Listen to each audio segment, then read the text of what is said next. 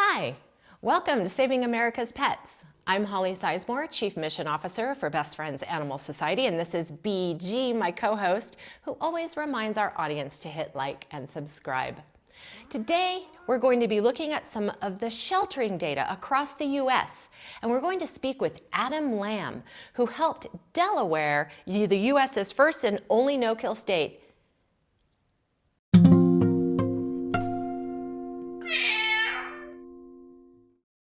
In 2016, Best Friends CEO Julie Castle announced at our national conference that Best Friends was committed to helping lead the nation to no-kill by the year 2025.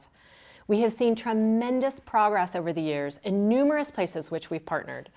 We believed achieving no-kill by 2025 was possible, but we didn't know how big the problem was, where the most animals were dying, and what shelters needed the most help. Overall, nationally, we didn't have enough shelter data. We truly wanted to reach our 2025 goal. We knew we needed better data, widely accessible to our industry, to policymakers, and to the people who have the most power to get their community to go to no-kill, you. So we created the Pet Life-Saving Dashboard, a place where you can see how many animals are being saved and how many animals are being killed at a national, state, community, and even shelter level. We define no-kill as saving 90% or more of the animals entering the shelters. 44% of America's shelters have achieved this. Large communities, rural communities, open admission government shelters, and even some shelters with shoestring budgets have achieved this. The secret? The political will and support of elected officials, shelter leadership willing to learn new ways of doing business, and you. Because you are the one that has the power and influence to create the political will by demanding no-kill of your elected officials, and because you can help support your local shelter in so many ways. You may wonder why 90% is our benchmark. We have found that this 90% save rate is a credible and common sense standard tracking towards our larger goal, the goal of giving shelters and the community the resources they need to save every savable animal. Because behind every number is a nose. The benchmark isn't 100% because we recognize that for some animals, euthanasia is the most compassionate choice to end suffering or in extremely rare cases of extreme aggression. We are so proud to say that just in the last few years, millions more cat and dog lives have been saved than previously. There's still much work to be done, however. Over 1,700 cats and dogs are killed every single day in America's shelters, and nearly 70% of the animals killed are cats. Texas has dropped from the #1 state where the most cats and dogs are killed to #2. Texas reduced shelter killing by over 17,000 animals in 2019, the most life-saving progress than any other state. Sadly, 5 states make up 50% of all cats and dogs killed in the U.S. Those states are California, Texas, North Carolina, Florida, and Louisiana. In 2018, Georgia was #5, but thanks to their amazing life-saving progress in 2019, Louisiana has sadly now taken over as the 5th state, making up 50% of animals killed across the country. There is only one state in the U.S. that's reached the no-kill goal, and that is Delaware. They've held this honor for a couple of years now, and today my special guest is Adam Lamb, CEO of Brandywine SPCA. Adam focuses his career on marrying open access sheltering with no-kill standards. He took what was originally a Pennsylvania County operation from a modest animal control shelter with a live release rate of 65% and an intake of about 5,000 animals to now the Brandywine Valley SPCA, serving the entire state of Delaware and 2 Pennsylvania counties with more than 14,000 animals in its care per year and a live release rate of, get this, 96%. Wow. Adam, how does it feel to be the only no-kill state in the U.S.? It feels amazing, Holly. It's been a long time coming, but we are super proud to be recognized by Best Friends as the first no-kill state. We continue to try to maintain that and help other communities along the way. How do you do that? How are you helping other communities? So we have a second chance program. So we work with shelters in the states that are currently euthanizing a lot of pets in the South, and we transport animals up. 3 out of the 10 animals that come into our shelters are coming from high intake and high euthanasia shelters. We also work with the PECO group, and we do mega adoption events in Houston we did recently. And we have a huge mentorship program. So all of the shelters that we currently get animals from, our senior staff works with them on best practices. And we have a small give back program that goes back to those shelters for vital life-saving programs that they have. I know you do a lot of transport from areas where animals are at risk of being killed. Tell us a little more about that. Yeah, our second chance program is at the core of who we are. We truly believe that if we have an empty kennel, it's our job to help other animals in other communities that aren't as fortunate. During the COVID crisis, a lot of shelters were having to close their doors and weren't able to provide services. And we've seen that as an opportunity. And so this time last year, we did 1,600 transport animals.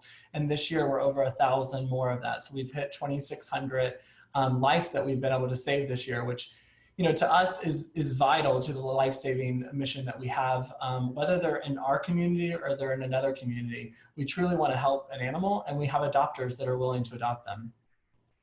Now that Houston adoption event was pretty amazing. Tell me again, how many animals were adopted during that event?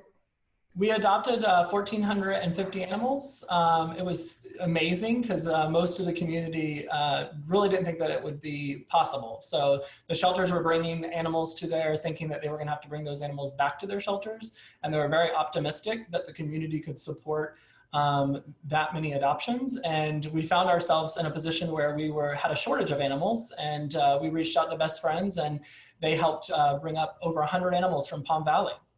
And what kind of laws were critical to your success? Yeah, so for us, when we first went to bid on this contract, it did not include cats. And that was a big issue for us because we really felt like, the return to field programs, DNR, and intake of cats was really vital. And every animal to us is just as important, whether it's a cat or a dog. And the way it was structured was that they would only take in sick and injured cats. And then we started providing a return to field program for free to the general public, and they could bring a stray cat to us, and we would spay and neuter it and release it back to them or into their community directly. And we were really happy that the state allowed us to do that program, even though technically the laws did not align with it. And we worked really hard with Best Friends to get that law changed, and we have now the ability to do return to field legally, which is really great. And we wouldn't have been able to do that without the support of Best Friends. Speaking of cats, we know nationally that for every dog still killed in the US, 2 cats are killed. And it sounds like you guys knew that there was different ways that you had to address the cat situation as opposed to homeless dog situation. What are those key differences? Yeah, so for us, the key difference is definitely a good return to field program in place, proactive TNR with rescue groups and other community members. We definitely turn most of our the kittens that are found, we turn those into long-term fosters. We also have some short-term kitten nursery things in place so that if we need to take them in and the community can't support it. You chose not to take in healthy, free-roaming stray cats. Why did you make that decision?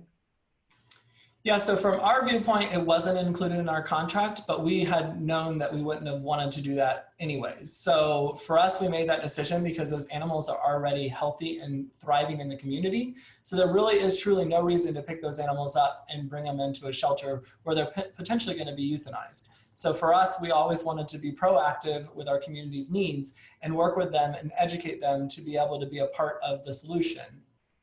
I hear a lot that if we stop doing that, we're going to see an uptick in complaints. Have you found that to be true?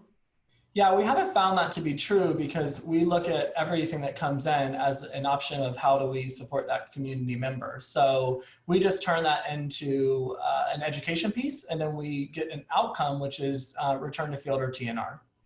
Adam, how important is the community in your journey to no-kill? Community is super important. We can't do the work that we have without them. So, our no-kill mission started with advocates that were advocating for a different way of life for animals in our community. And they pushed and they pushed until they created change. And so for us, we wouldn't be able to be where we are without their support. And everyone can do something in the no-kill movement, whether you're fostering, whether you're adopting, or whether you're a rescue group that's pulling 10 animals a year. It's a big part of how we get to the no-kill mission.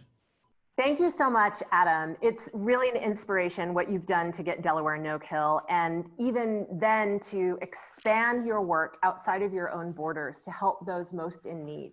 We appreciate it. It's been wonderful partnering with you. Keep up the great work. And next year, I hope there's a few states that are going to join you with the no-kill honor. We do too, Holly. Thanks so much. Take care. Yes, Delaware is a small state, but we know no-kill is achievable everywhere. More than 50% of America's shelters are at or nearly at the no-kill benchmark.